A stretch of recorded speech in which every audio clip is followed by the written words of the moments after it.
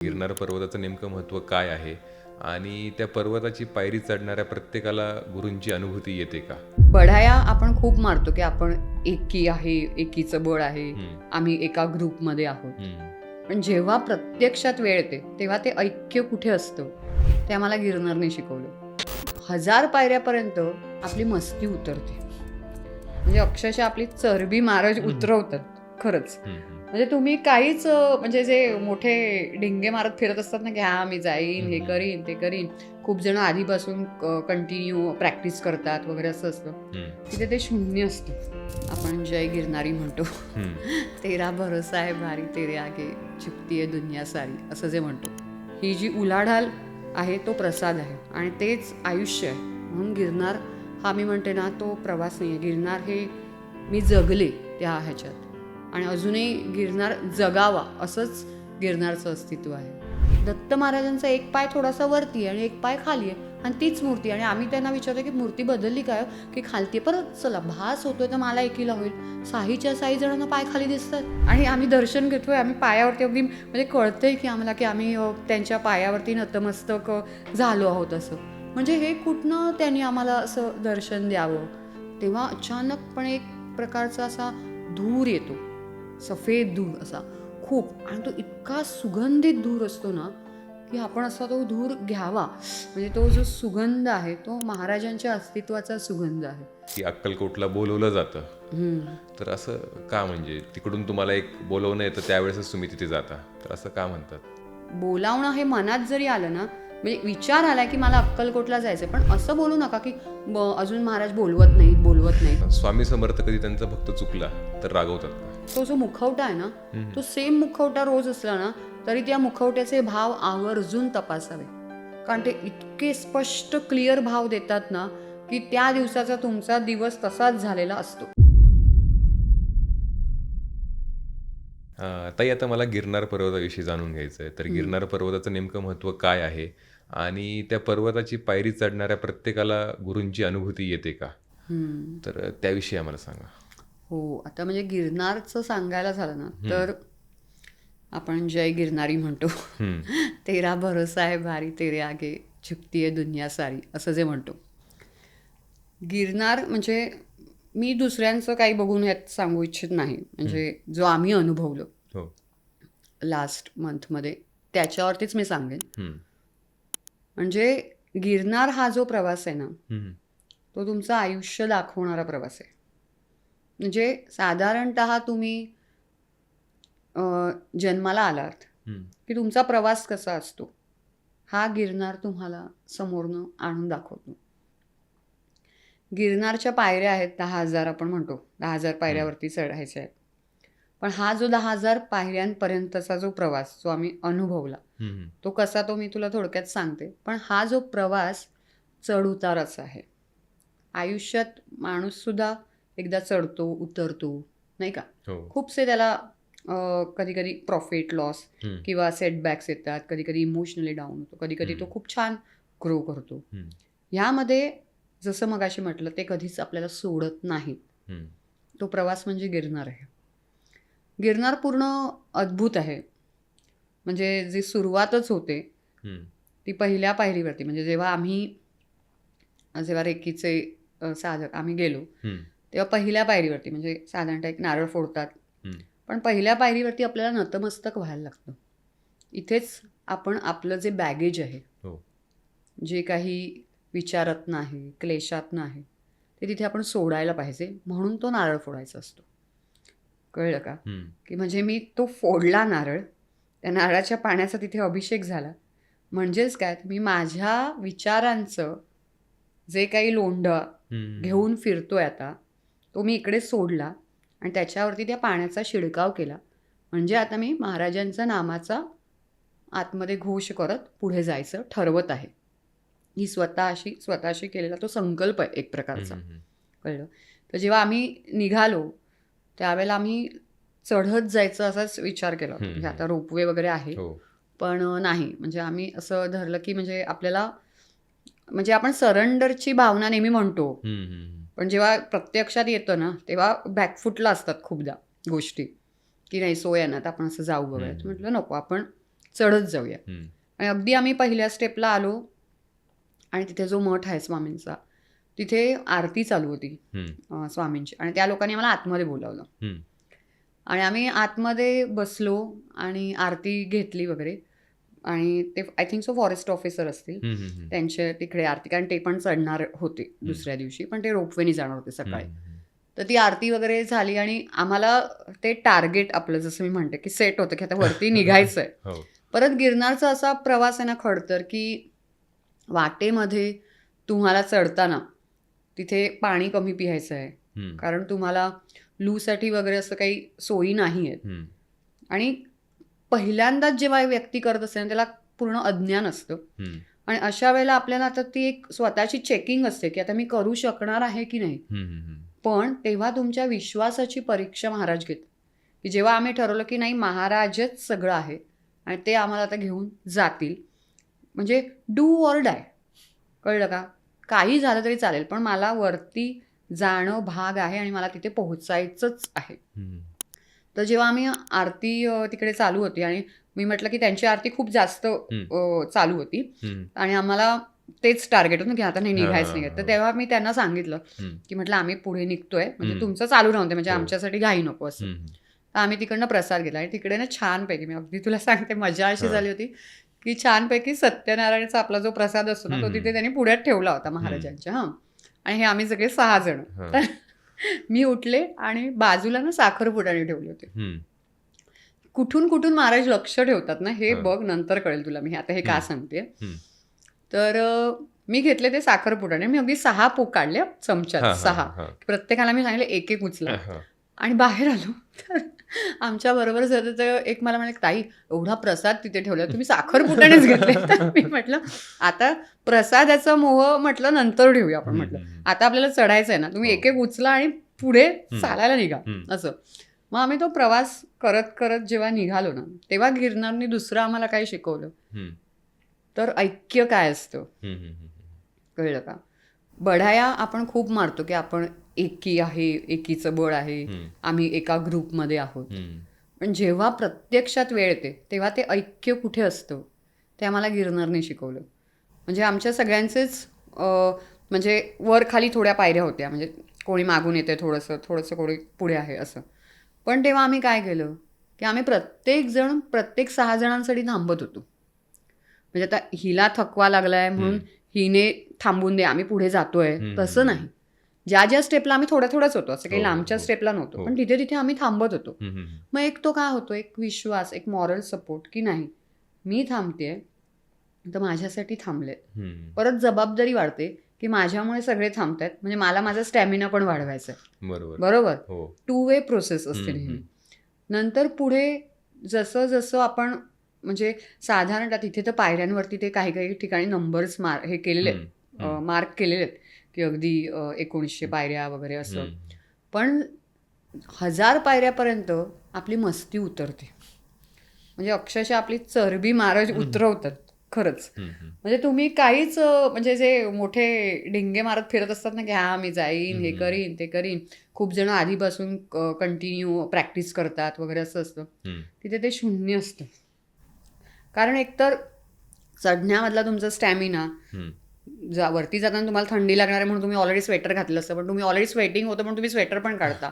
तुमच्या मागे बॅग आहे काही, ती बॅग उचलण्याची तुमची लायकी उरत नाही, कळलं का. म्हणजे मग वाटतं की हे बॅग पण, म्हणजे आपण मानसिक बॅगेज सोडलं पण हे बॅग पण फिजिकल जे आहे ती पण घेऊन जाण्याच्या आपण योग्यतेचं नाही आहोत.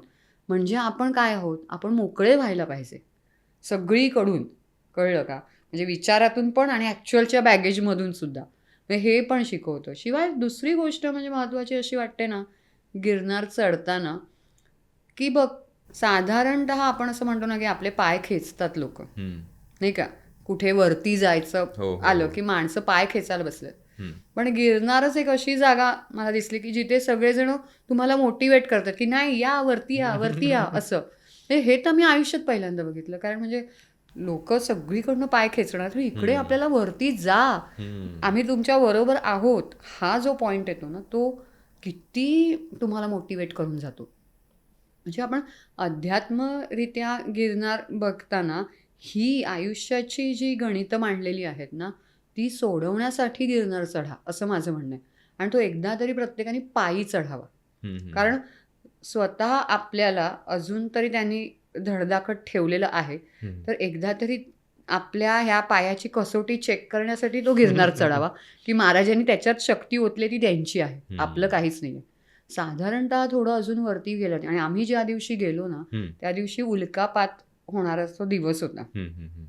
त्यामुळे रात्री साधारणतः वरती जसं आपण जातोय तसे ना वनस्पतींचे पण ते गुणधर्म बाजूच्या, म्हणजे आम्ही जिथे बसलो एका ठिकाणी मी बसले तर ती वनस्पतीला काय खाज खुजलीसारखं होतं माहिती नाही, मला लिटरली खाजच यायला लागली. म्हटलं बापरे, इथे बसायला नको, आता पुढे वरती चढायचंय.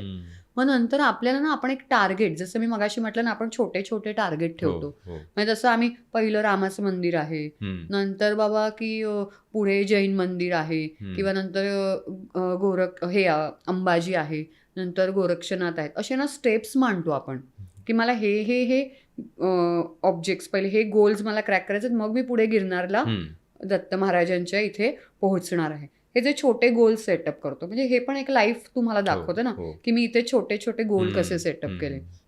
आणि मग जेव्हा तुम्ही वरती जाताय आणि तेव्हा तुम्हाला असं, म्हणजे आता मी म्हटलं की आता ही वनस्पती किंवा रात्रीची सुंदर सुंदर फुलं फुलली आहेत, जी आपण कधी अशी पाहिली नाहीत, वेगळी, म्हणजे साधारणतः रातराणी वगैरे आपल्याला माहिती असते, पण अजून वेगवेगळी फुलं रात्रीच्या वेळेत जी फुलतात ती तिथे पाहायला मिळतं. शिवाय तुम्हाला कुठेही लूसाठी मोशनसाठी तिथे आजूबाजूला काहीही दिलेली नाही आहे सोय. मग ही तुमच्या शारीरिक ऑर्गन्सवरती पण ताबा ठेवण्याची कसोटी तुम्हाला गिरनार देतं, की मला पाणीसुद्धा, म्हणजे प्रत्येक गोष्टीची किंमत ही गिरनार समजावून देतो, की मी एक थेंब पाणी आज मला किती महत्त्वाचं वाटतं, जे मी गटागट पिते किंवा मी पाणी असंच वेस्ट करते. बरोबर, कळलं? म्हणजे अक्षरशः म्हणजे पदोपदी आपल्याला आपली लायकी काय आहे हे दाखवणारी ती जर्नी असते. पण त्या जर्नीतली ब्युटी काय आहे, कारण तिकडे आम्ही 6 जण होतो, पण 6 जणांमध्ये आम्हाला काय वाटत होतं, की अजून एक अशी कोणती तरी शक्ती आमच्यासोबत आहे. आणि ते फील होत होतं. आणि ते मलाच एकटीला नाही, ते सगळ्यांना होत होतं बरं का. म्हणजे कळत होतं की आपल्यासोबत ना काहीतरी एक चाललंय, पण ते काय चाललंय हे कळत नव्हतं, त्याची भीतीही वाटत नव्हती, पण ते बॅक ऑफ द माइंड ना कळत होतं. अदरवाईज आपण असे पटापट चढत जाणं हे शक्य नसतं, म्हणजे सवय नसलेल्यांना तर अजिबातच नाही. जे ट्रॅकिंगला जात आहेत वगैरे त्यांना तर ती गोष्ट सहजच आहे, पण अगदीच म्हणजे आमच्यासारख्यांना जे घरातच आहेत त्यांना असं पटकन उठून 10,000 पायऱ्या म्हटलं तर असं होत नाही. मग आता जेव्हा असे पुढे पुढे आम्ही जातोय तेव्हा ती एक एक पायरी आहे ना, मी असं अनुभव घेत होते की ती पायरी, एक एक पायरी गिरनारची ना, की आपल्याशी काहीतरी बोलतेय. आणि ते कळतं त्या पायरींवरती. पण खालती नजर ना, दुसऱ्या दिवशी सकाळी येताना आपण जर का पाहिली ना, तर त्याच्यावरती पण अशी विशिष्ट चिन्ह दिसतात. कुठच्या याच्यावरती तुला अगदी शंकराची पिंडी दिसेल वगैरे, असे वेगवेगळे साईन पण दिसतात त्या पायऱ्यांवरती. म्हणजे ज्यांनी ॲक्च्युली पायऱ्या बनवल्या त्याला पण हॅट्स ऑफ आहे, की ते बनवत गेली. पण दुसरं महत्त्वाचं म्हणजे मी तुला म्हटलं ना, की म्हणजे उल्कापात होत होता. आम्ही ना असं तिथे बसायला छान केलं होतं. आम्ही नंतर एका पॉईंटला बसलो, कारण आम्ही मध्ये मध्ये बसत गेलो, पण जिथे असं शांतपणे आता उल्कापातच बघायचं आहे. कारण चालता चालता मागून एक ओरडायचं, अरे इकडनं तारा पडत आहेत तिकडनं. पण एक तारा पडणं आणि पुंजकेच्या पुंजके तारे गिरनारवरनं पडताना पाहणं, म्हणजे असं वाटत होतं की आपल्याबरोबर या ताऱ्यांचा खेळ चालू आहे. म्हणजे इतके ग्रोसच्या ग्रोस तारे असे तुटतायत आणि असे धाडदिशी खालती येत आहेत. आणि एकदा नाही, दोनदा नाही, हे वारंवार रात्रभर हा खेळ चालूच आहे ताऱ्यांचा. आणि आम्ही ह्या ताऱ्यांचा खेळ बघत बघत माइंड डायव्हर्जन होत होतं आमचं. आणि आम्ही वरती चढत जातो. वरती जसं चढत जातो तसं तसं थंडीचं प्रमाण वाढतं. आणि मग असं वाटतं की बापरे, आता ही थंडी पण आपल्याला सहन होईल की नाही असं. आणि मग जेव्हा खूप अजून म्हणजे साधारणतः आम्ही अंबाजी येईल ह्या इंटेन्शननी जे चालत होतो ना, तर अंबाजी काही येत नाही लवकर. तिचं आम्ही शोधतोय की आता येईल, पण अंबामाता येईपर्यंत म्हणजे खूप तसं आधी थकवायला झालो. आणि ज्या क्षणाला आम्हाला अंबामातेचं ते टोक दिसलं ना, की हां आता बाबा तिथे पोहोचूया. हां, मग आता परीक्षा तिकडून आमच्या सुरू झाल्या. परीक्षा संपल्या नाही, सुरू झाल्या. हां, तर अंबामातेच्या इथे आम्ही ज्या क्षणाला पोहोचलो तेव्हा सगळ्यांनी माइंडमध्ये काय ठेवलेलं माहिती का, आता अंबा मातेच्या इथे जाऊन झोपूया. कारण सकाळ साधारण 2च वाजले होते. आम्ही 4 गिरनारला आरामात वरती जाऊ शकतो. हे अगदी कॅल्क्युलेशन. कोण आम्ही कॅल्क्युलेट करणारे? म्हणजे आपल्याला काय पॉवर दिलेत की आम्ही का कॅल्क्युलेट करतोय? मग कशाला डिंगे मारायचे की आम्ही 4 वाजेपर्यंत जाऊ? तिथे गेलो, ते 4-5 बाकडे होते. त्या बाकड्यावरती हे सगळ्यांनी असे आडवे झाले. अरे आडवे झाल्यावरती म्हणजे कोणतरी लाथ मारेल ना कमरेत पेकाटात, असे आम्ही उठलो आहोत की म्हणे की म्हणजे काय झोपा काढतायत, म्हणजे हा प्रवास चालू आहे ना, तो प्रवास करा. कारण एवढी प्रचंड थंडी की म्हणजे तुला बर्फाच्या लादीवर झोपवेल ना, अशी ती कंडिशन होती. म्हणून आम्ही तिथनं म्हणजे जे म्हटलेलं ना की 15-20 मिनिटं तिथे अगदी आराम करायचा, जरा एक नॅप काढायची, ते आम्ही 5व्या मिनिटाला लगेच तिकडनं पॅकअप करून, कारण रात्री अंबा मातेचं मंदिर बंद असतं, तिकडनं पाया पडलो. पण आम्ही जेव्हा त्या क्षणाला पण आम्ही बसलो ना तिकडे, तर मला आणि माझा दुसरा स्टुडंट होता, त्याला अक्षरशः एक अख्खा मोठा असा पुंजका असा खूप होते त्याच्यात तारे, ते अगदी अंबा मातेचं जे कळस असतो ना त्या कळसावरती रे, म्हणजे असं एवढा तो अभिषेक, ताऱ्यांचा अभिषेक चालू होता. इतकं सुंदर, म्हणजे ते जे दृश्य होतं ना विलोभनीय, म्हणजे हातून वाढत होतं की अरे काय, म्हणजे हा कुठचा खेळ आहे देवांचा असा की म्हणजे हे तारे अभिषेक करतायत देवीवरती असं. आणि अंबा माता म्हणजे शक्तिपीठातलं 51 शक्तिपीठातलं तिचं हृदय आहे. आणि गिरनारला जाणं म्हणजे मी कधीही म्हणजे जसं म्हणतो आपण बोलवणं आल्याशिवाय जात नाही, तसं मी गिरनारचं जेव्हा बोलवणं झालं अगदी म्हणजे 3-3:30ला म्हणजे असं उठवल्यासारखं व्हायचं आणि मला अंबा माता दिसायची तेव्हा. आणि तेव्हा मग मला रिअलाईज झालं की अंबा माता हे हृदयस्थान आहे. आणि जे आपण कायम हृदयस्थानातच गुरुतत्व बघतो, हे त्याचं कनेक्शन होतं. म्हणजे पहिलं अंबा मातेपर्यंत जा, मग तुला माझं दर्शन आहे असं जे आहे. आणि मग अंबा मातेकडनं गोरक्षनाथ हा जो पुन्हा प्रवास सुरू होतो आपला. आणि गोरक्षनाथांना जाताना तिथे पण बसायचं म्हटलं तर तिकडे तर लोकांनी सगळं असं पॅक झाले होते, बसले होते, कारण आम्हाला सोमवारची धुनी घ्यायची होती. त्या प्रकारे आम्ही रविवारी जायचं ठरवलं होतं असं. आणि लोक सगळी बसली होती, पण आम्ही म्हटलं की आता गोरक्षनाथ आपण चढायलाच घेऊया. आणि बाजूला ना आपल्या पर्वतांच्या रांगांच्या अक्षरशः औदुंबरांची शेतीसारखे वाढलेले आहेत औदुंबर असं. म्हणजे त्यामुळे किती आपण म्हणतो ना ती डिवाईन प्लेस असेल की बाजूबाजूला औदुंबर आहेत तिथे असं. आणि मग वरती जेव्हा आम्ही चढत चढत गेलो गोरक्षनाथांपर्यंत आता पोहोचलो आहे, आणि त्या क्षणाला अक्षरशः म्हणजे असं वरती बघितलं आणि दुसऱ्या पर्वतावरती महाराजांचं ते मंदिर लाईट्स आता त्यांनी लावले आहेत आणि ते दिसायला लागलं. ते इतकं सुंदर की म्हणजे असं तेव्हा प्रत्येकाच्या तोंडातून फक्त एकच की ह्याच्यासाठी केला अट्टाहास असं. आणि मोबाईल समजा आपण जर का शूट करायला गेलो तर मोबाईल उडत होता, एवढी हवेचा जो प्रेशर होता ना की तुम्ही मोबाईलवरून ते शूट पण करू शकत होता. प्रचंड हवा तुम्हाला फेकून देत होती असं. आणि तोपर्यंत आमच्या बॅटरीची पॉवर संपली होती ऑलमोस्ट. आणि प्रवास हा काळोखी आहे. आता कसं असतं, आता हा काळोखी प्रवास मला एकच दाखवून दिलं काय माहिती आहे का, की जसं मी तुला मगाशी त्या बीजाचं उदाहरण दिलं की बघ खूपदा माणसाला नैराश्य येतं ना आयुष्यामध्ये. आयुष्यात नैराश्य येतं तेव्हा त्याला सगळं वाटतं सगळे रस्ते ब्लॉक झालेत, आता काही पर्याय उरला नाही असं वाटतं. त्या क्षणात जर का तो गिव्हअप करत असेल ना तर तिथे त्याचा एंड होतो. पण एक्झॅक्टली मी तुला सांगते बघ की ती बी त्या जमिनीत मुरली, आपण तिला पुरलं आणि काही काळ त्या बीचा प्रवास हा अतिशय काळोखातला बघ. तिला नाही आहे सनलाईट, कळलं का? बरोबर. आणि ती गिव्हअप नाही करत. एक साधारणतः 15-20 दिवस किंवा जसं तू पाणी घालशील, जशी तिची जमिनीची कुवत आहे, सुपीकता आहे, त्याप्रमाणे त्या बीला आणि त्या बीचं सुद्धा सत्व आहे, त्याप्रमाणे त्या बीला मग कोंब येतो. तेव्हा तिचा कनेक्शन त्या सूर्यप्रकाशाशी होतो. तोपर्यंतचा तिचा जो काळ आहे तो त्या निगेटिव्ह म्हणणार नाही, म्हणजे ब्लॅक जी हे आहे म्हणजे लाईट, सनलाईट ब्लॉक करणारी जी भूमीच्या खालची जी लाईट आहे त्याच्याशी आहे. तोपर्यंत तिथे सूर्यप्रकाश पोचला, तिला काळोखाशीच सामना करायचा आहे. अगदी तसंच तिकडे होतं की म्हणजे आता आपले सगळं काही संपलेलं आहे, आपल्याकडे काहीच नाही आणि सगळा काळोखी प्रवास आहे, पुढे नाही आहेत तशा लाईट्स खूपदा.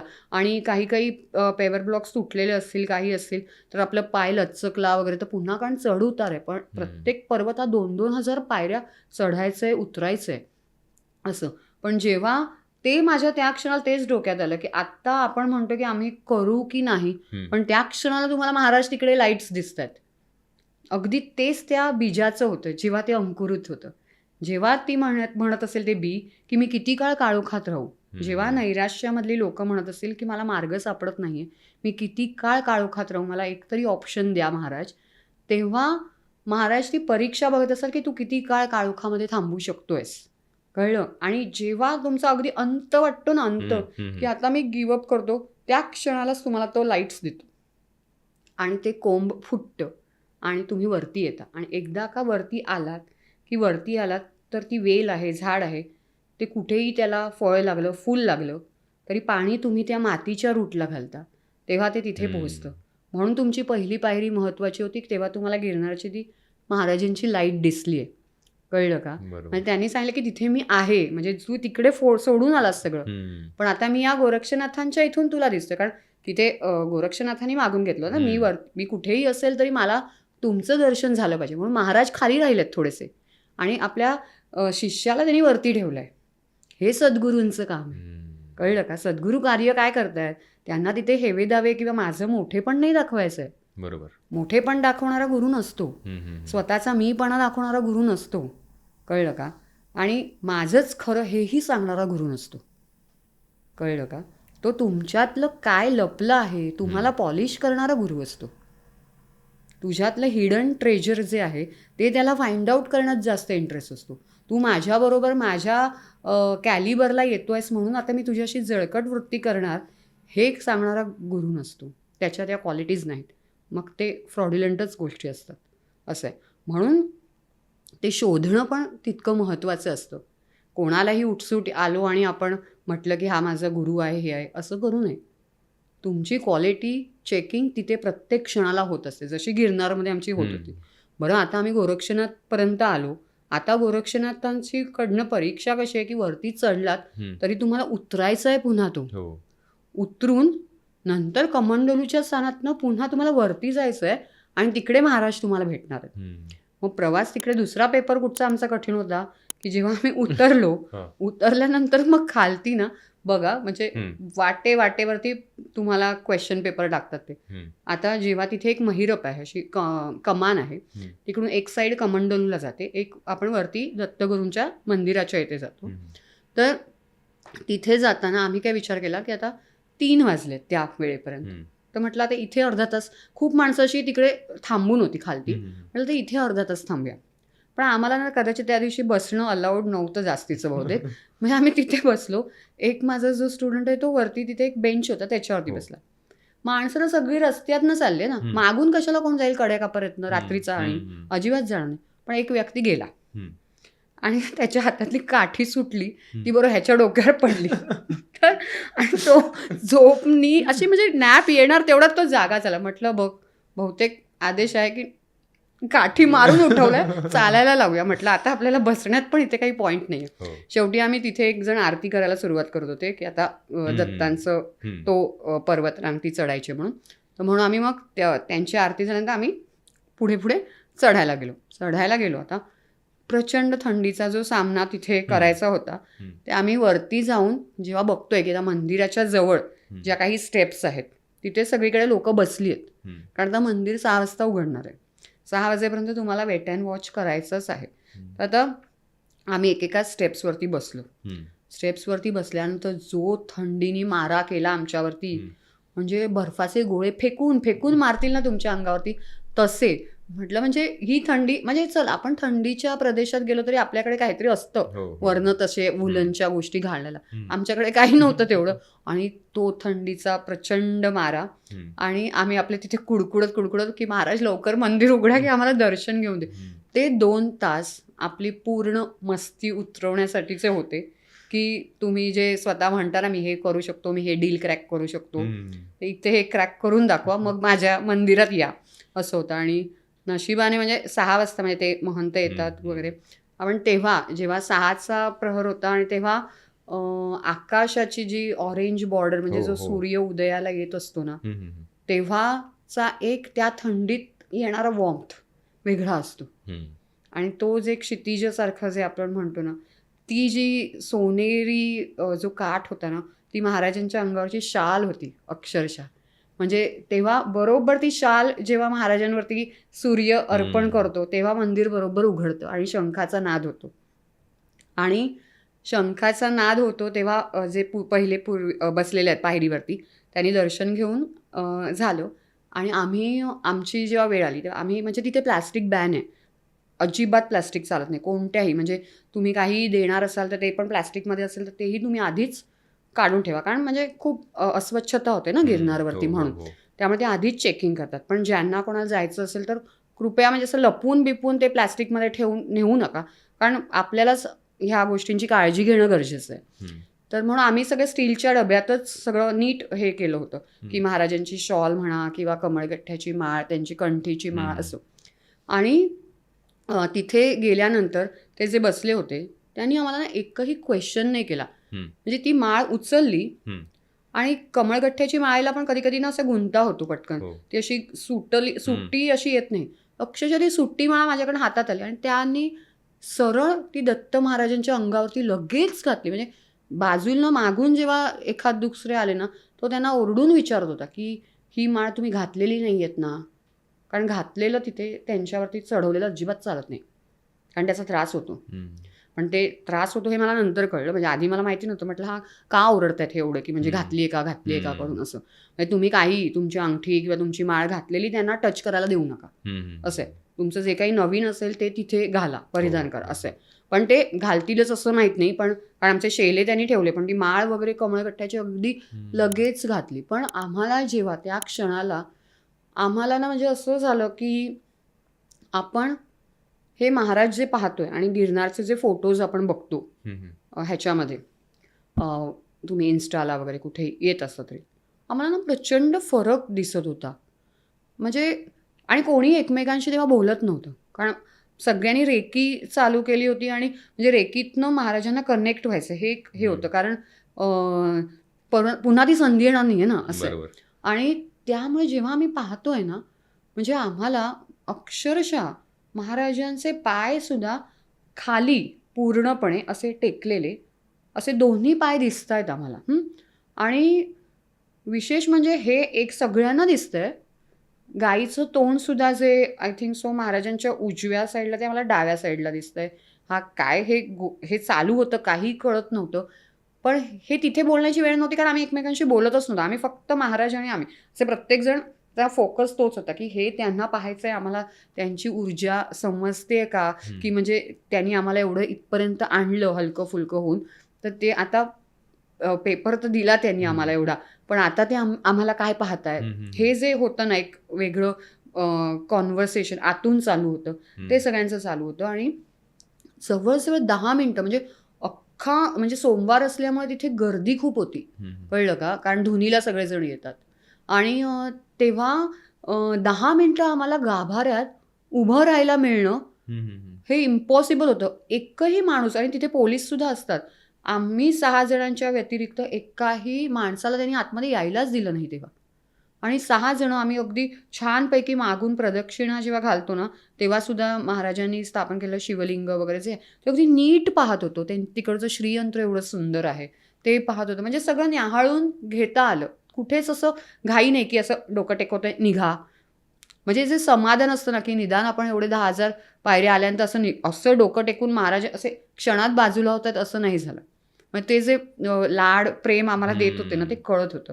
आणि त्याच्यानंतर आम्ही जेव्हा खाली उतरलो ना त्यांचं दर्शन घेऊन तेव्हा आम्ही एकमेकांमध्ये जेव्हा बोलायचं असं केलं की महाराजांची मूर्ती बदलली आहे का वगैरे असं की सगळेच जण म्हणतात की हो पाय ना दुसरा तर म्हणे की हो पाय ना त्याच्यावरती छान कुंकू होतं की नाही असं छान असे लाल स्पॉट्स म्हणजे ते रंगवतात ना असं छान तसं होतं ना. म्हटलं हो रे. कारण म्हटलं मी तर म्हटलं अगदी छान पाया पडत होते असे लांबून का होईना पण ते असे हात आपण टेकवले तसं आपण फील करून ती गोष्ट घेत होतो असं. आणि ही गोष्टीचा उलगडा आम्हाला जेव्हा आम्ही जुनागडवरनं निघालो तेव्हा आम्ही पुन्हा ट्रेनमध्ये बसलो तेव्हा आम्ही तो विचार करत होतो की दुसऱ्या एक जे नेहमी जातात गिरनारला त्यांच्याकडनं त्या दिवशीचा फोटो मागून घेतला असं, आणि पाय खाली नव्हतेच. दत्त महाराजांचा एक पाय थोडासा वरती आहे आणि एक पाय खाली आहे आणि तीच मूर्ती. आणि आम्ही त्यांना विचारतो की मूर्ती बदलली काय की खालती. परत चला भास होतोय तर मला एकीला होईल, साहीच्या 6 जणांना पाय खाली दिसतात आणि आम्ही दर्शन घेतोय. आम्ही पायावरती अगदी म्हणजे कळतंय की आम्हाला की आम्ही त्यांच्या पायावरती नतमस्तक झालो आहोत असं. म्हणजे हे कुठनं त्यांनी आम्हाला असं दर्शन द्यावं असं. म्हणजे आम्ही काही मोठे नाहीत की मोठे काही तीर फाडलेले नाही आहेत असंही नाही. पण ही जी गोष्ट होती ना की महाराजांनी असा प्रसाद देणं हे अद्भुत होतं. म्हणून मी म्हटलं म्हणजे आपल्याला कधी काही गोष्टींचे भास वाटत असतील ना ते भास नसतात. कळलं. आणि ह्या वेळेला तर मी अगदी म्हणजे असं आपण कन्फर्म का म्हणू, एकच गोष्ट 6 जणांना दिसली आहे. मी एकटी म्हणत असेल तर गोष्ट वेगळी आहे. ती 6 जणांना त्यांनी तसं दर्शन दिलं होतं. म्हणजे किती जागृत स्वरूपात महाराज असतात हे महत्त्वाचं आहे. जेव्हा आम्ही म्हणजे ते बघून आलो, म्हणजे मूर्ती पाहिली आणि आम्ही बाहेर आलो मंदिराच्या, त्याच्यानंतर मग आपण उतरतो आणि मग कमंडलू स्थानाकडे जातो. कमंडलूकडे आता सुरुवात होतो तो वेगळा प्रवास. म्हणजे आपल्याला आता जेव्हा उतरून आम्ही कमंडलूकडे जायला निघालो तेव्हा साधारणतः 7 वाजले होते. साधारणतः 6:15 आम्ही खालती आलो. उतरून पुन्हा तिथे चढून जायचं कमंडलूला दुसऱ्या साईडला. तिथे प्रसाद असतो आणि तिथे सोमवारला धुनी असते. तर धुनी हे मी फार आधीपासून म्हणजे सगळे रेकीचे स्टुडंट आठवड्याला एकतरी कोणतरी गिरनारला हा पोहोचतच असतो. सगळे म्हणजे तिकडे फोटो वगैरे अलाउड नाही, पण ते धुनी एक अशी एक कनेक्टेड झाली होती आधीपासून, कारण त्यात जे दर्शन होतं ते वेगळंच असतं. मग अशा वेळेला ते पाहणं म्हणून आम्ही रविवार ठरवलं होतं की मला सोमवारी धुनी पाहिजे. आम्ही जेव्हा तिथे वरती कमंडलूच्या इथे पोहोचलो, आपल्या काठ्या वगैरे तिथे ठेवायच्या असतात आणि ते लोक आपल्याला तिथे तेव्हा प्रसाद, कमंडलूचं स्थान आहे ते, म्हणजे महाराजांचं कमंडलू पडलं होतं हातातनं आणि ते जिथे पडलं तिकडे एक झरा तयार झाला आणि तिकडे ते पाणी आहे आणि त्या कमंडलूतलं पाणी आपल्याला त्या पाण्याचाच प्रसाद, ते पाणी तिथे पियायला मिळतं मग आपल्याला असं.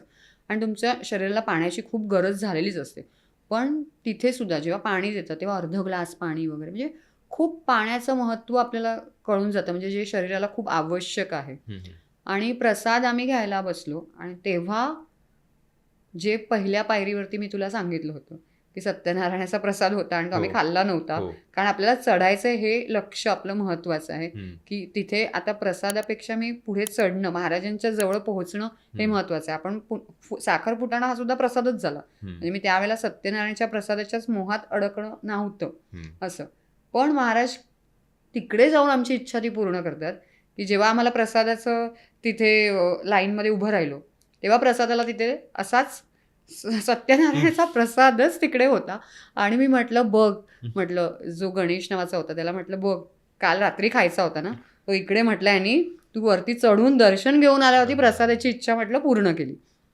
आणि मग आम्ही इतकं म्हणजे त्या प्रसादाची चव म्हणजे खरंच अवीट आहे. म्हणजे आपण त्याला जे माधुर्य म्हणतो ना आपण, ते फार म्हणजे त्याने जे तृप्ती मिळते ना आतमध्ये ती शब्दामध्ये मांडू शकत नाही असं आहे. आणि आम्ही बाहेर आलो प्रसाद वगैरे घेऊन आणि आपल्याला ते सांगतात की तुम्हाला काही इकडे अन्नछत्राला किंवा काही तुम्हाला डोनेशन द्यायचं असेल तर. आणि जसं आता एंजल्सचं कनेक्शन, एंजल थेरपी वगैरे आपण जे करतो, तर मी आधीच म्हटलं होतं की रिसीट वगैरे आपल्याला काही घ्यायची नाही आहे असं म्हटलं होतं की सगळंच त्यांचं आहे, आपण काय देणार ते सगळं त्यांचंच आहे. आणि म्हणून सगळ्यांनी काही नाही जे काही त्यांचं द्यायचं होतं ते प्रत्येकजण देत होतं. आणि जेव्हा मी आले तिकडे द्यायला तेव्हा ते बसले होते गुरुजी आणि ते रिसीट प्रत्येकाला असे फाडून देत होते आणि मी त्यांना नको सांगणार तेवढ्यात त्यांनी अशी मस्तपैकी एक रिसीट 60 दिवशी फाडलीच. आणि मी रिसीट ती बघती की हे कोणती फाडतायत आणि मी ती घेतली पण. तेव्हा मला दुसरा माझा स्टुडंट म्हणाला पण ताई रिसीट घ्यायची नव्हती ना. म्हटलं रिसीटवरचा नंबर बघ. तर नंबर बघितला तर नंबर होता 444.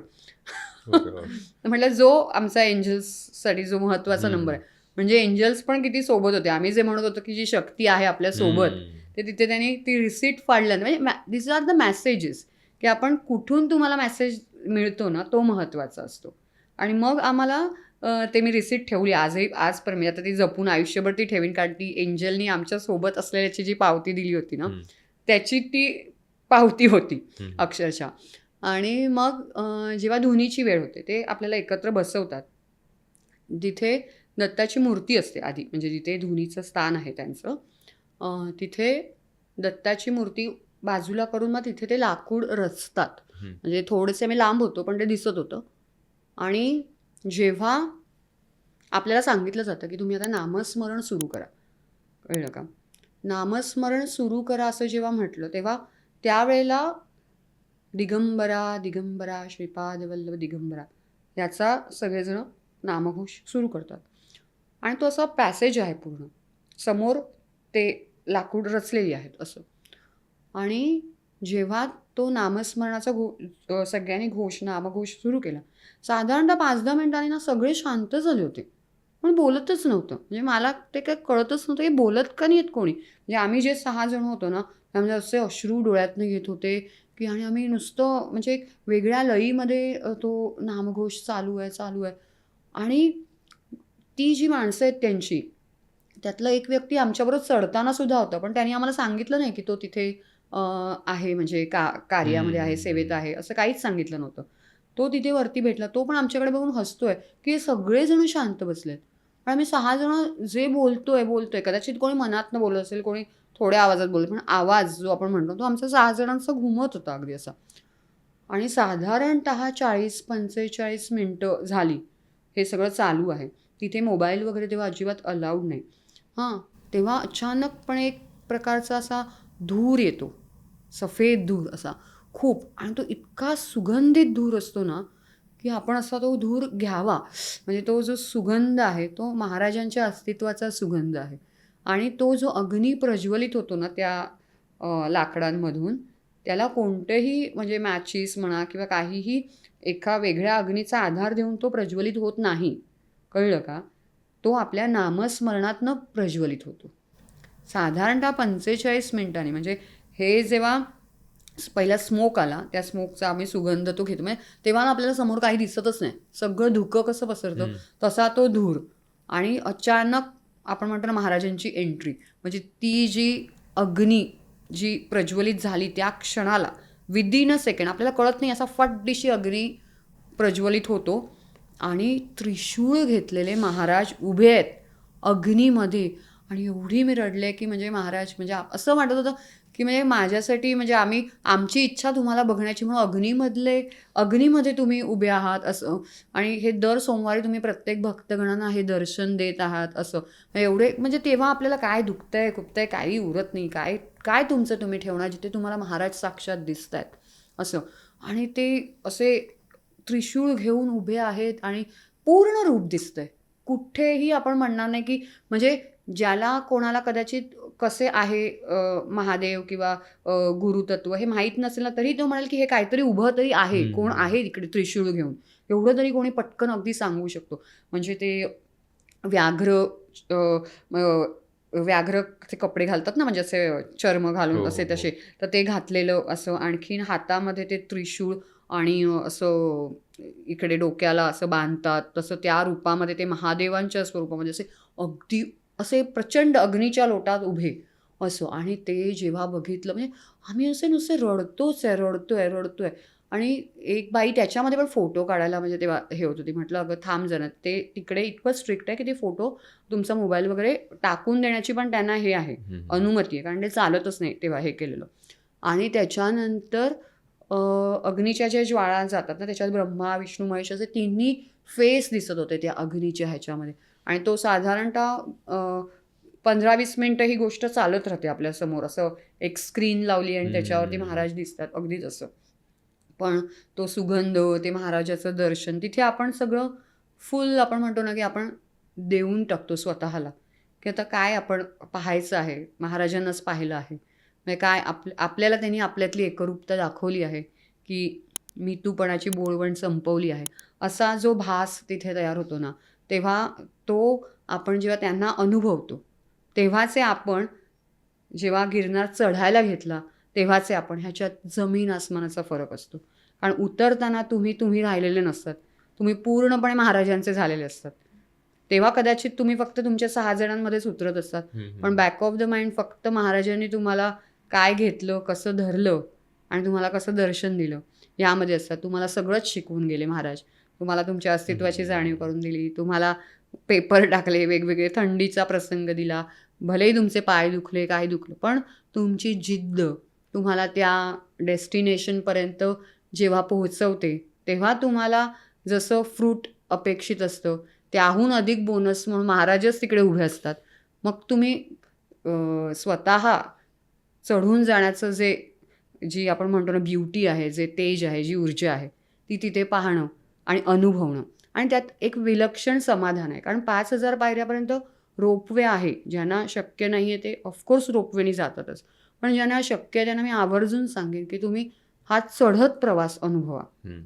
कारण ह्यातून आपले रेक्टिफिकेशन होतात आणि तुमचं रेक्टिफिकेशन होणं खूप महत्त्वाचं आहे. तुम्हाला तुमचे रूल्स रेग्युलेशन नव्याने मांडायला महाराज तिथे सक्षम करतात. आणि म्हणून हा प्रवास गिरनारचा हा आयुष्याचा आहे. कारण हा चढ उताराचा प्रवास आहे. कारण जेव्हा एक टेकडी तुम्ही चढता, दुसरी उतरता, पुन्हा दुसरी गोरक्षनाथांच्या इथे चढताय, पुन्हा ती उतरून तुम्हाला खाली जायचं आहे. पण जेव्हा तुम्ही कमंडलू स्थानाकडनं जेव्हा आता ह्या धुनीच्या इकडून निघता तेव्हा पुन्हा तुम्हाला अख्खा गोरक्षनाथ चढायचा आहे आणि तुम्हाला उतरायचं आहे. म्हणजे ह्याच्यामध्ये तुमची जी कसब लागते ना, तिथे तुम्हाला दाखवतात की बघा पुन्हा तुम्ही उंचावरतीच जाणार आहात आणि पुन्हा तुम्ही उतरणार आहात. पुन्हा तुम्हाला पहिल्या पायरीला म्हणजे आपल्याला रूट चक्राला आपल्या पुन्हा यायचं आहे, आपल्याला पुन्हा ग्राउंडिंग करायचंच आहे. हा सगळा जो एक प्रवास आपल्या सोलचा महाराजांसोबत चालतो ना, ही जी उलाढाल आहे तो प्रसाद आहे आणि तेच आयुष्य आहे. म्हणून गिरनार हा मी म्हणते ना तो प्रवास नाही आहे. गिरनार हे मी जगले त्या ह्याच्यात आणि अजूनही गिरनार जगावा असंच गिरनारचं अस्तित्व आहे. आणि म्हणून जय गिरनारी. वा, खूप छान. म्हणजे तुम्ही ज्यावेळेस सगळा प्रसंग सांगत होता सगळं चित्र माझ्या डोळ्यासमोर उभं राहत होतं आणि अक्षरशः शहारे येत होते अंगावर सगळं ऐकून. आणि निश्चितच तुम्ही म्हणल्याप्रमाणे माझ्या पण आता मी बकेट लिस्टमध्ये ऍड करतो की मला पण गिरनारला जायचंय. नाही, नक्कीच. कारण तो प्रवास नाही, ते अनुभव जो तू मगाशी म्हणालास ना, तो अनुभव आहे आणि तो प्रत्येकाने घ्यावा. आणि तुमच्या वयात तर तुम्ही अक्षरशः म्हणजे जायलाच पाहिजे. म्हणजे आत्ता नाही करणार तर कधी करणार असं आहे. ताई, आता आपण अक्कलकोट विषयी बोलूयात. असं लोक म्हणतात की अक्कलकोटला बोलवलं जातं, तर असं का? म्हणजे तिकडून तुम्हाला एक बोलवणं येतं त्यावेळेसच तुम्ही तिथे जाता, तर असं का म्हणतात? म्हणजे काय माहिती का, ठराविक व्यक्तींसाठी मी असं म्हणू शकते की त्यांना तो सेन्स होतोय की बोलवलं जातंय म्हणून. अदरवाईज तुम्हाला जायचं असेल तर तुम्ही जाऊ शकताय. म्हणजे असं नाहीये की स्वामींची हाक येण्यासाठीच थांबायला पाहिजे असं काही नाहीये. पण बोलावलं जातं हे साधनामय जीवन असेल तर तुम्हाला ते कळतं की मला इथे येऊन ह्या गोष्टी हव्या आहेत किंवा हे इथे हे कर, ही गोष्ट, हे स्पष्ट सगळं दिलं जातं. पण ह्या गोष्टी अशा सगळ्याच बोलून दाखवण्याच्या नाहीत, ह्या अनुभवाच्याच गोष्टी आहेत. पण जसं आपण म्हणू ना की कुठेही जायचं आहे तर तिथे महाराजांनी इन्व्हिटेशन देण्याची तुम्हाला गरज नाही. तिथे माझी माऊली आहे आणि मला जायचं आहे तर मी उठून हा प्रयास करूच शकते. पण काय होतं, कधी कधी जाणं होत नाही लोकांचं. त्याला कारण म्हणजे तुम्ही त्याला त्या गोष्टीपेक्षा महत्त्व कशाला देताय हे तिथे डिफरन्शिएट होतं. कळलं का? म्हणजे जर का मी तिथे ठरवलंच आहे मला जायचं आहे ना अक्कलकोटला, तर ती आतून येणारी साध ही प्रत्येकाची ही महाराजांनीच घातलेली असते. म्हणून ते बोलावणं, महाराज आपल्याला बोलावतील ही वाट बघण्यापेक्षा जेव्हा कधी वाटतंय तेव्हाच ते बोलावणं आहे हे समजून ठरलं ना, मनात पक्क केलं की मला जायचं आहे तर मला तिथे जायचंच आहे. मग त्याच्यामध्ये कितीही कोणी आडखाटी आणली ना तरी निदान तुमची बॅकपॅक करून तुम्ही निघा, दर्शन घेऊन या. कारण आजकाल तर म्हणजे खूप इझी झालं जाणं, असं काही खडतर राहिलं नाही आहे. पण तिथे दर्शन घेऊन त्या ऊर्जांशी आपण जेव्हा कनेक्ट होतो, कारण बघायला गेलं तर प्रत्येकांच्या घरी स्वामींचे फोटो किंवा मूर्ती काही असतं, पण त्या त्या पवित्र स्थानाची, त्या तीर्थस्थानाची ती व्हायब्रेशन, ती ऊर्जा महाराजांनी देऊन ठेवलेली आहे प्रत्येक ठिकाणचीच, असं आहे. त्यामुळे तिकडे जाऊन ते अनुभवणं हे वेगळं आहे आणि पाहणं आणि घरात त्या गोष्टी ठेवून आपण जे अनुभवणं ही गोष्ट वेगळी आहे. त्यामुळे त्या ऊर्जेला कनेक्ट होण्यासाठी तिथे जाणं ही माऊलीने आपल्याला घातलेली साध असते. म्हणून ते बोलावणं म्हणतात. त्यामुळे बोलावणं हे मनात जरी आलं ना, म्हणजे विचार आला की मला अक्कलकोटला जायचं, पण असं बोलू नका की अजून महाराज बोलवत नाहीत. अरे बोलवायला काय ते काही शेजारच्या घरात बसले नाही की तुम्हाला फोन करून सांगेल की चल माझ्यावर किंवा ये. असं आहे की तुम्हाला वाटणं महत्त्वाचं आहे. वाटण्यासाठी तुम्ही सातत्याने त्या गोष्टीच्या कनेक्ट आहात का, तर तुम्हाला ते गोष्टीचं बोलावणं जाणवेल. कळलं? असं आहे. पण परत तेच की 100 माणसं जात आहेत म्हणून मी अक्कलकोटला जातो हे करू नका. मला काहीतरी महाराजांच्या सोबत वेळ घालवायचा आहे महाराजांसाठी. मग तिथे जाऊन 5 मिनिटं मंदिरात राहायचं आणि बाहेर शॉपिंग करायची, हे असे प्रकार करू नका.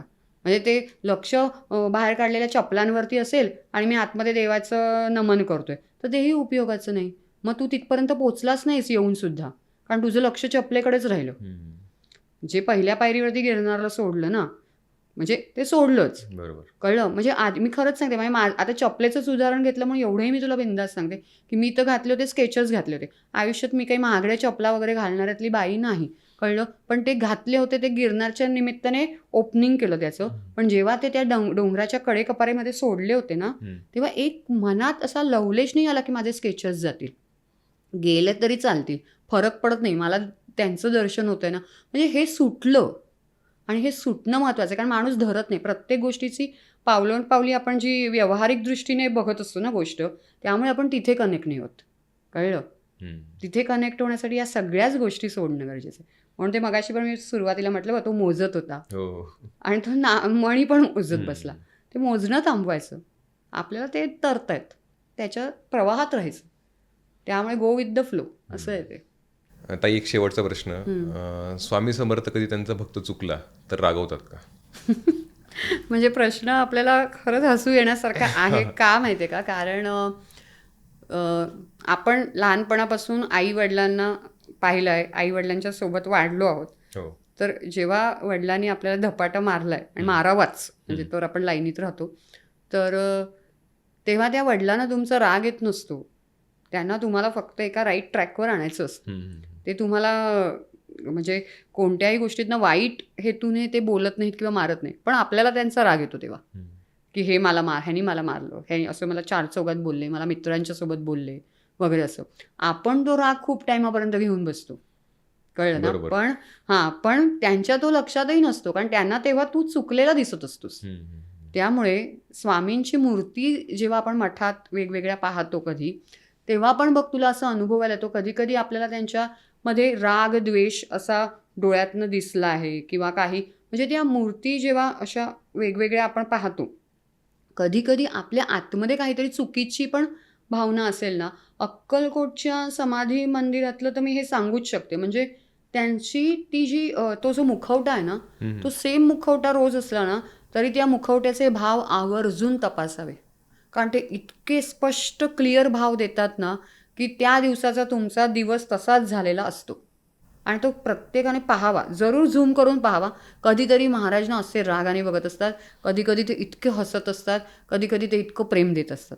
त्यावेळेला समजायचं की आपल्याला आपले काय रेक्टिफिकेशन करायचं. म्हणून महाराज हे रागवले, काही झालं तरी त्यांनी तुम्हाला धरलं आहे, ते कधी सोडण्यासाठी नाही. आणि म्हणून त्यांनी जर का एखादा धपाटा दिला तर ते आपले माऊली आहेत, आपली मायबाप सगळं तेच आहेत. त्यामुळे तो धपाटा एक्सेप्ट करावा आणि शिकायचं. पण द्यायचं त्यांना फक्त प्रेम आहे, कारण तो जो सोर्स आहे तो रागाचा सोर्स नाही, तो फक्त प्रेमाचाच झरा आहे. कळलं. त्यामुळे त्यांना फक्त प्रेम देता येतं, बाकी नाही आहे त्यांच्याकडे काही. आणि तोच घडा त्यांनी दिलेला आहे, तो फक्त आपल्याला पाहता येत नाही. तो जेव्हा पाहतो तेव्हा आपण तोच पोर करू शकतो. तुम्हाला राग आणि बाकीच्या संवेदना या जनरेट झालेल्या आहेत. सोर्स तुमचा मूळ प्रेमाचा आहे. कळलं का. आणि तो प्रेमाचा सोर्स तुम्हाला डिलिव्हर करता आला ना, तर मग तुम्हाला समोरच्याचा राग कसा करायचा नाही हे तरी समजेल. असं आहे. कारण एका मुमेंटला तुम्ही सगळ्यांशी नाही कनेक्ट होऊ शकत आहे.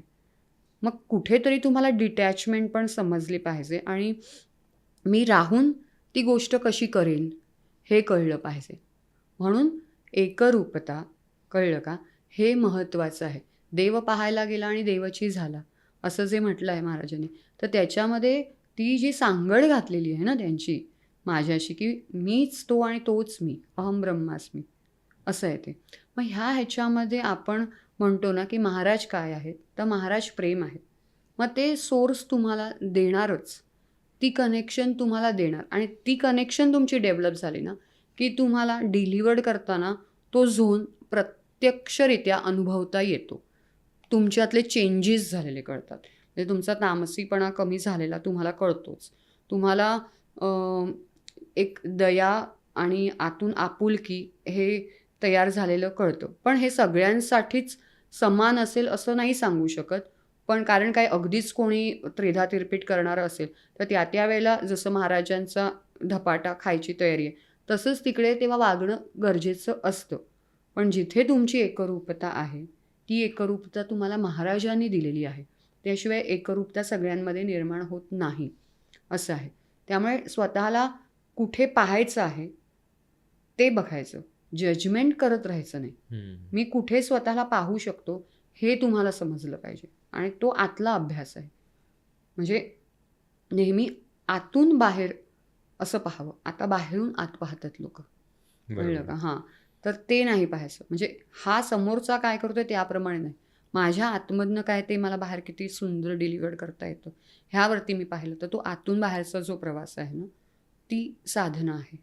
कळलं का? बाह्यरंगी आणि अंतरंगी ह्या गोष्टी असतात त्याच्यामध्ये. म्हणजे तुम्ही किती खोल आतमध्ये पोहोचता आणि ते आत खोलवर पोहोचलेलं जेव्हा तुम्ही समोरच्याला सांगता तेव्हा ते पोहोचतं. ते का पोहोचतं?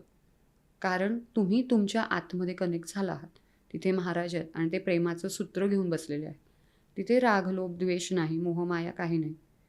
कळलं का? तिथे फक्त देणं आहे आणि देताना निस्वार्थी देणं आहे. म्हणून ते पोहोचणं आहे.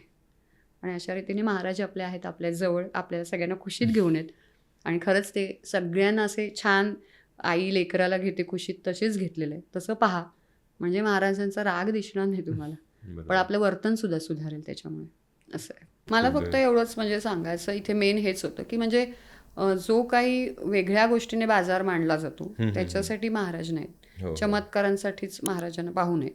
तिथे खरंच आपण डिवोट होणं, सरेंडर होणं, स्वतःमध्ये बदल करून आणणं. म्हणजे बदल हा तुम्ही स्वतःमध्ये करू शकता. तुम्ही इतरांमध्ये बदल नाही करू शकत. कितीही झालं तरी घराघरामध्ये पण म्हणजे प्रत्येक व्यक्ती परत्वे माणूस हा बदललेला तुम्हाला असतो. म्हणजे तुम्हाला पटतो ना पटतो काही असो. पण जेव्हा तुम्ही स्वतःमध्ये बदल करता ना तेव्हा तुम्ही ॲटलिस्ट ओळखू शकता समोरच्याला आणि मग तुम्ही त्यांनी असं वागावं म्हणून विचार नाही करणार. पण काम स्वतःवरती करायचं म्हणजे बदल स्वतःमध्ये करायचा असंच आहे. आणि तेव्हा तुम्हाला कोणीही सोडलं काही झालं तरी महाराज तुमच्यासोबत आहेत, स्वामी तुमच्यासोबत आहेत. ही कास जी घट्ट त्यांनी बांधली आहे ना ती लक्षात ठेवा फक्त. कारण त्यांच्याशिवाय काहीच नाही आहे. आणि जिथे सद्गुरू तुमच्यासोबत आहेत तिथे तुम्हाला भीती हा प्रकार राहत नाही. कळलं का? तो भय तिथे लोप पावतं आणि म्हणून अनुसंधान जे मी मगाशी म्हटलं ते पाहिजे. आणि नामस्मरण हे खूप महत्त्वाचं आहे. ते आतमध्ये त्याची अगदी मेळ घट्ट बसवा, हळूहळू बसवा. ज्यांची जमली आहे त्यांना तर उत्तमच आहे. पण नाही जमले तर तिथे कुठेतरी एक प्रयास सुरू करा की आपण हे खूप सुंदररित्या वेगळं आयुष्य बघू शकतो इथे राहून सुद्धा. आता कलियुगात सतयुग कसं बघायचं तर नामस्मरणातनं बघायचं असं आहे. कारण तिथे महाराजच भेटतात ना आपल्याला. मग सतयुगच झालं असं आहे. आणि ते आपल्यासाठी उभे आहेत आत्तासुद्धा. आणखीन काय पाहिजे वेगळं असं आहे. त्यामुळे देताना जे सुंदर दिलं तसं घेताना ते घेता आलं पाहिजे. ते द्यायला बसले आहेत, तुम्ही घ्यायला हात तरी जी ओंजळ पुढे केली आहे ती ओंजळ नंतर घट्ट मिटा आणि त्याला नमस्कार करा. म्हणजे तो नमस्कार तिथे पोहोचतो असं आहे.